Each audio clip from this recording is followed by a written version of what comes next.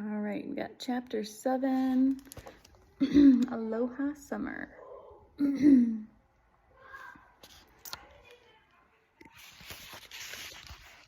right. Friday, right before lunch, I waited until most of the kids had left the room.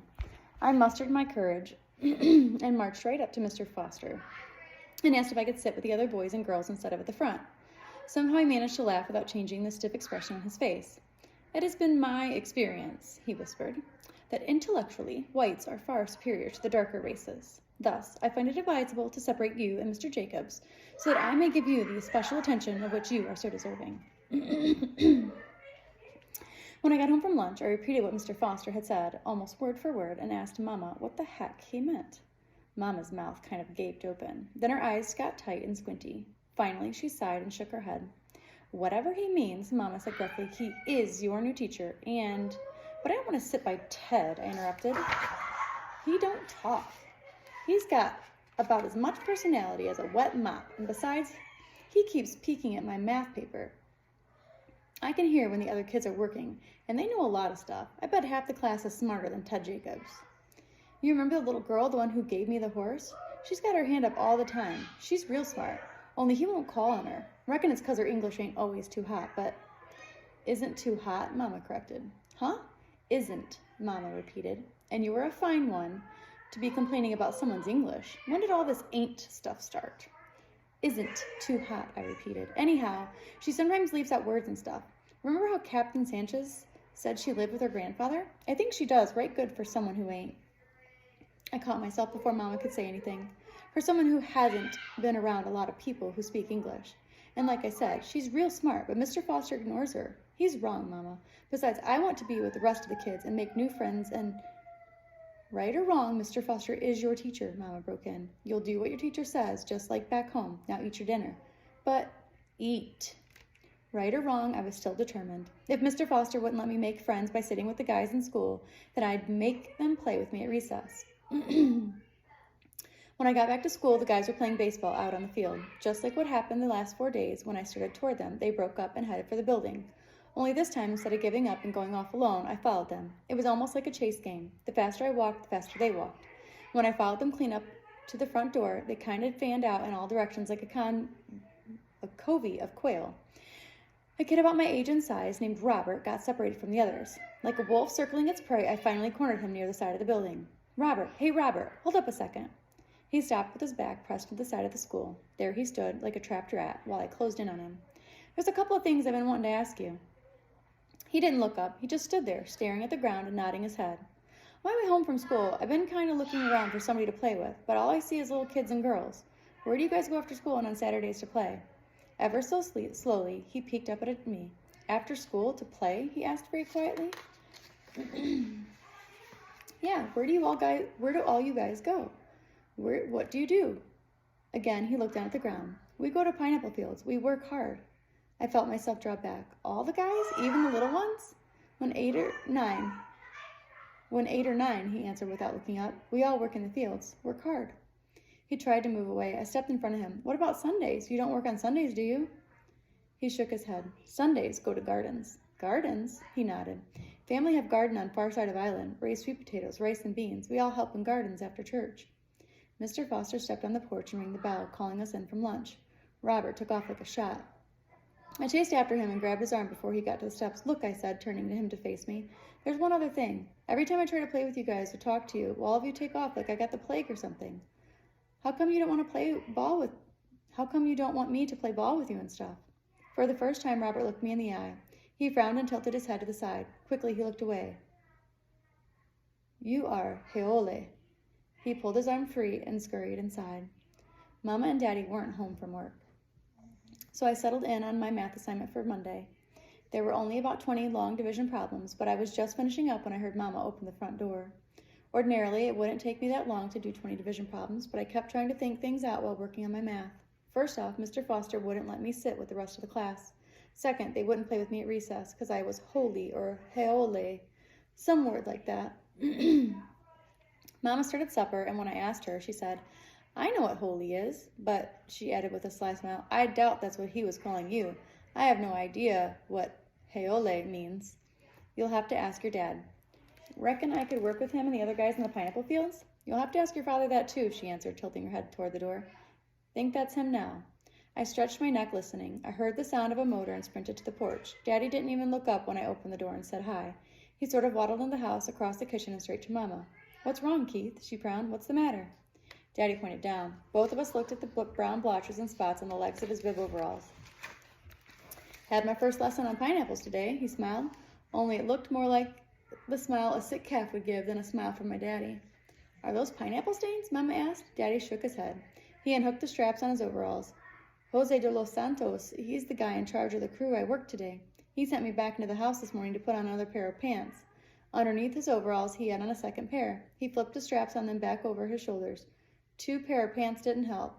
With that, he kind of wiggled. Both overalls landed in a clump about his feet. In his boxer shorts, he stood there, and we all looked down. Oh, Keith, Mama gasped. Oh, Daddy, I whimpered. Not pineapple stains, Daddy sighed. Blood. From the hem of his boxer shorts clean down to his ankles, Daddy's legs were scratched and poked and bloody. It looked like he'd been on the losing end of a fight with a bobcat or something. Mama had him sit down. While she untied one shoe, I fought with the other. Once we had his shoes off, we were real careful pulling his overalls past his feet. Daddy kind of sighed and slumped back in the chair when we finally got his clothes off. Mama spun around and turned the heat off under the stove. Then she knelt beside Daddy and patted his arm. We don't have any medicine, she soothed. You get into the bath. I'll run over to the Jacobs house to see if they have any zinc ointment. I started to volunteer to go get it for her, but I guess she thought I was still asking about working in the pineapple fields, because all I managed to get out of my mouth was, Mama. In the blink of an eye, she spun on me. She pointed a finger like she was aiming down the barrel of a gun. Forget it, she snapped. Don't even ask. I'm going to continue in chapter 8. Mama tried to get Daddy to stay home Sunday morning, but Daddy assured us he was fine. Besides, we had promised the Jacobses we'd come for Sunday dinner. Back home, we went to the First Christian Church, but there were only 2 churches on Lanai, Methodist and Catholic. As far as the preaching and the songs and stuff went, the Methodists were right close. The preacher's name was Mr. Scott. He had white hair and dark eyes that seemed to fit in just right with his fire and brimstone sermon, the same kind of preaching Reverend Thornton did back home. The big difference was that hardly anybody was there. The Jacobses sat on one end of the front pew, and Mr. Foster on the other. Behind them, a man named Duchance sat with his wife. He was a chemist from France. Another chemist sat on the same pew with them, but Daddy didn't know his name. There was an empty row, then 5 Filipino guys in the next. 3 more empty rows, and then about 20 or so Hawaiians sat at the very back of the church. I could tell they were Hawaiian because of the bright flowery dresses the women wore and because Karapukuai sat with them. I knew she was Hawaiian. We sat on the 3rd row by ourselves. After church, we walked over to the Jacobses. Daddy was hurting some. He walked kind of stiff-legged. Still, he did his best to smile and pretend he was interested in what Paul Jacobs had to say. And as usual, Paul Jacobs had a bunch to say. Most of the flips go over to the Catholic Church with Father Jenkins, he started as soon as we left. The Catholics are by far the largest congregation and have the biggest church. That's probably because most of our Kanakas are flips. There are a few Hawaiians who go over there too. For the most part, they're just heathens. Too lazy or backwards to get off their duffs and go to church. Japs are about the same way. They built them a shrine up the mountain there, he pointed. Idol worshippers, if you ask me, bunch of heathens like the local natives. Now, if it were up to me, I figure the way a man chooses to worship is pretty much up to him. Daddy's voice was sharp and loud. Kind of surprised me. I guess it surprised Paul Jacobs, too. He stepped dead in his tracks and turned to Daddy. What did you say? Daddy's voice was softer, but he stared Mr. Jacobs straight in the eye and didn't blink once. I said the way a man chooses to worship is pretty much up to him, he repeated. Ben Eagle was my best friend back in Oklahoma. He was a deacon at the First Baptist Church in a little settlement called Laverty. Daddy turned and started calmly but stiffly up the street. Ben's a right good Christian man. Thing is, he's also full-blood Kiowa. His dad and granddad brought him up believing in the Great Spirit and the old ceremonial ways. But according to Ben, the Great Spirit and God are right close with one another. Fact is, he told me one time that he figured it was 2 different names for the same thing. Paul Jacobs stopped again and folded his arms. And your point? Mr. Jacobs stood there, frowning. When Daddy didn't stop, he followed along. Daddy shrugged and glanced back over his shoulder. My point is that I didn't know whether he was right or wrong. I ain't smart enough or wise enough to judge another man for his beliefs. I know the way I believe, and it helps me. I figure every man of faith feels the same way, so who am I to try and pass judgment on them? Paul Jacobs didn't have a friendly smile on his face. We walked along, Mr. Jacobs frowning and tilting his head, first to one side, then the other. Mrs. Jacobs watched the ground at her feet. Mama looked down, too. Even from behind her, I could sense the startled, worried look on her face. It wasn't long before Mr. Jacobs started talking again, only this time it was about pineapples and the plantation. The conversation didn't get much deeper than that all through dinner. After we ate, Ted and I went out and threw his baseball around. He hardly said 2 words all the time we were out there. It was enough to drive me nuts. I was sure glad when Mama and Daddy came out. We said our goodbyes and headed home. Our house was at the far end of the block from the Jacobses. Mama waited until we were out of earshot. You really think it was your place to tell Mr. Jacobs off about religion? She asked softly. He is your boss. What if you get fired? Don't matter, Daddy huffed. At the front porch, he didn't huff. He let out a long sigh. Maybe I was out of line.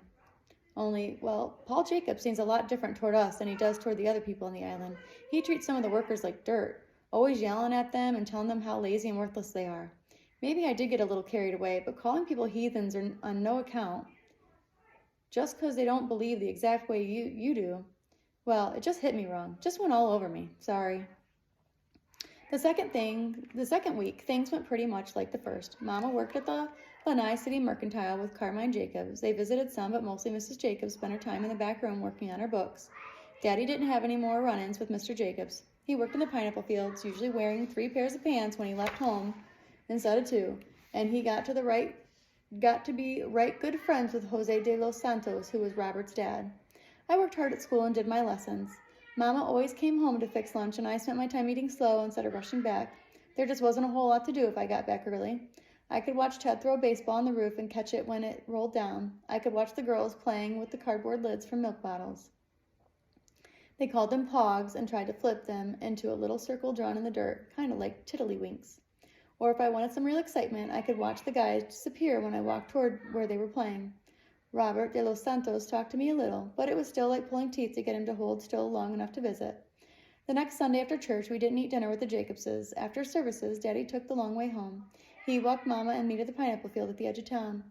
It was kind of funny. We'd been on a little island of Lanai for over 2 weeks, and it was the first time I got a close look at a pineapple. From a distance, the fields looked lush and green, like spring wheat back in Oklahoma. Up close, the things were totally different. The plants came up in a bunch from the ground, the leaves, some over a foot long, spread out from the base, and the leaves' ends were as stiff and sharp as daggers. The pineapple itself sat right in the middle of the plant. The fruit was kind of an orangish yellow, and the top of it had sharp, spiked leaves, too. Even with 3 pairs of pants on, it was little wonder Daddy came home with his legs all chewed up. Soon as we got back to the house, Mama made Daddy strip down to his boxers. All week, she'd kept zinc ointment on his cuts and scratches. They looked a lot better. Still, there were a couple of new ones. We'd just settled on the couch to listen to the Honolulu radio station when all of a sudden Daddy sat straight up and slapped his leg. Judging by the way his face wrinkled up when he jerked, I guess he plumb forgot all about the cuts and scratches. He eased his hand away and looked down at his leg. He gave a little sigh of relief when he didn't see any blood. Then he turned to me. I ran onto Mr. Monroe yesterday morning, John, he said, still inspecting his hurt leg.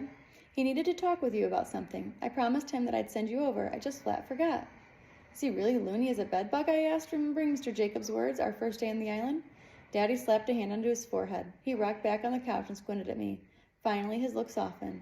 Mr. Jacobs is friendly. That don't mean he's right all the time. And that is the end of chapter 8.